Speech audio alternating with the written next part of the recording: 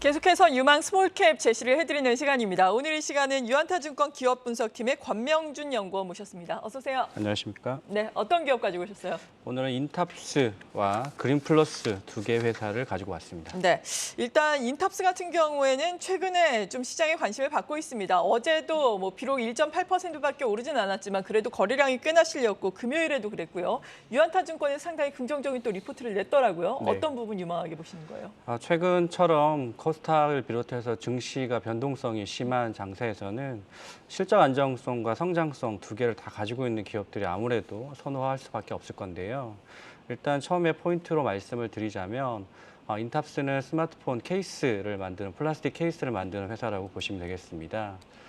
그동안 업다운이 있었긴 했지만 2017년 이후에 플라스틱 케이스, 스마트폰 플라스틱 케이스에서 영업이익이 300억 이상 꾸준히 나오고 있는 회사이기 때문에 주가 하향에 방어를 할 수 있는 좋은 기업이라고 판단하고 있습니다. 네, 그렇군요. 그리고 투자 포인트로는 구체적으로 어떤 것들이 있을까요? 네, 2015년부터 이 회사가 많이 바뀌기 시작을 했는데요. 다양한 회사와 다양한 기업과 다양한 산업과 협업들을 하기 시작을 합니다. 공시사항들을 보시면 전자담배, 진단키트, 자동차 부품 사업들을 영위를 하고 있습니다. 제가 주목을 하고 있는 부분은 로봇 관련된 비즈니스인데요. 현재 이 회사는 베어로보틱스라는 회사와 비즈니스를 하고 있습니다. 베어로보틱스는 2017년도에 미국에서 설립한 로봇 스타트업 기업인데요. 2019년부터 국내에서 서빙 로봇을 판매를 하고 있습니다. KT와 현재 협업을 하고 있는 상황인데요. 회사 뉴스 보도에 따르면 작년에 한 5천 대가량, 올해는 한 10,000대가량 팔겠다라고 계획을 잡아놓은 상황입니다. KT에서 현재 판매되고 있는 가격이 대략 한 2천만 원 정도이고요. 베어로보틱스 향후로 매출이 발생할 수 있는 인탑스의 매출액이 판매 금액의 한 20~30% 정도로 추정이 되고 있기 때문에 로봇사업부에서 연내 한 300억에서 500억 정도의 매출이 발생할 수 있겠다라고 판단을 해볼 수 있겠습니다. 두 번째 인탑스의 투자 포인트는 네. 인탑스의 강점이라고 할 수 있는 게 플라스틱 사출과 금속을 가공하는 금형 기술을 둘 다 보유하고 있는 기업이다라는 점입니다. 향후에 새로운 비즈니스가 형성이 될 때 제품 제조를 하게 될 건데요. 이렇게 됐을 때 플라스틱 사출과 금형을 둘 다 할 수 있는 기업들한테 우선권을 줄 가능성이 높다라고 판단하고 있고요. 앞서 말씀드린 대로 이 회사는 베어로보틱스 향으로 연간 5,000대 이상의 판매를 하고 있는 상황이기 때문에 대량 생산에 대한 레퍼런스도 가지고 있어서 향후에 신규 비즈니스 할 때 인탑스한테 우선권을 줄 가능성이 높다라고 판단하고 있습니다. 네, 그렇군요. 종종 음식점에 가면은 요즘에는 서비스 로봇들이 눈에 띄는데 이 로봇의 성장률이 또 실적 성장으로 이어질 수 있을지 우리가 지켜봐야 되겠습니다.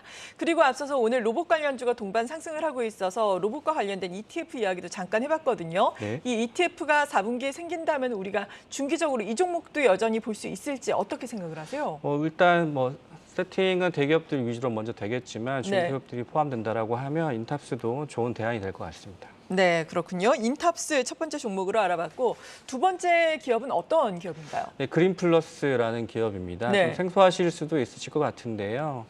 스마트팜 기업의 국내 대표적인 기업이다라고 설명을 드릴 수 있을 것 같고요.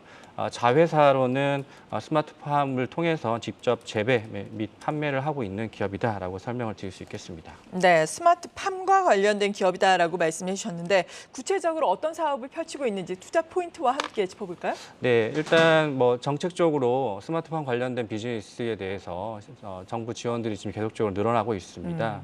9월 14일 농식품부의 보도 내용에 따르면 스마트 재배 시설 관련된 규정을 보완하겠다라고 밝혔고요. 같은 날 스마트팜 수출을 위해서 지원하겠다라고 운영 계획안을 발표를 했습니다. 그린플러스가 이런 것들의 도움을 받아서 해외 진출을 지금 추진을 하고 있는 상황인데요. 사이트를 크게 두 개 사이트로 지금 현재 진행을 하고 있습니다. 첫 번째는 호주입니다.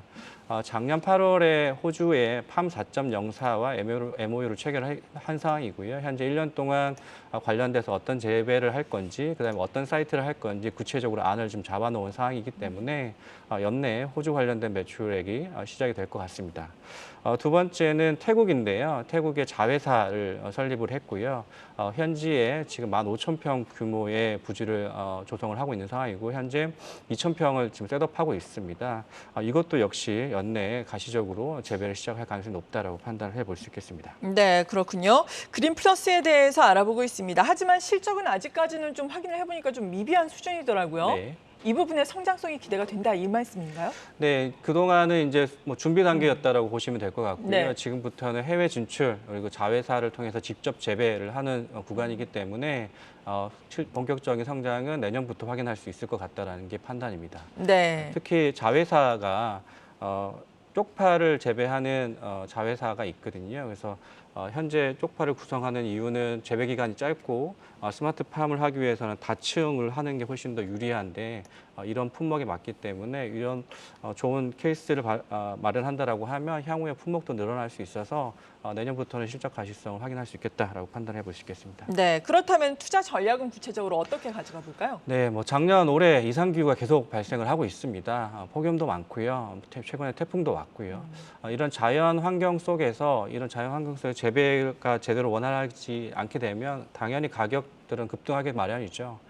정부 정책이나 개인들도 마찬가지로 이런 것들을 보완하기 위해서는 스마트팜 관련된 시설들이 지속적으로 수요가 늘어날 거다라고 판단을 해볼 수 있겠습니다. 그래서 관심을 꾸준히 좀 하셨으면 좋겠고요. 오늘 말씀을 드린 이유는 앞서 말씀드린 대로 해외 관련된 매출액이 가시성이 들어왔기 때문에 올해 하반기 주목하시면 좋을 것 같습니다. 네, 그렇군요. 그린 플러스까지 인탑스와 함께 저희가 스몰캡 유망주로 제시를 해드리면서 자세한 내용 알아봤습니다. 유한타증권 기업분석팀의 권명준 연구원이었습니다. 고맙습니다. 네, 고맙습니다.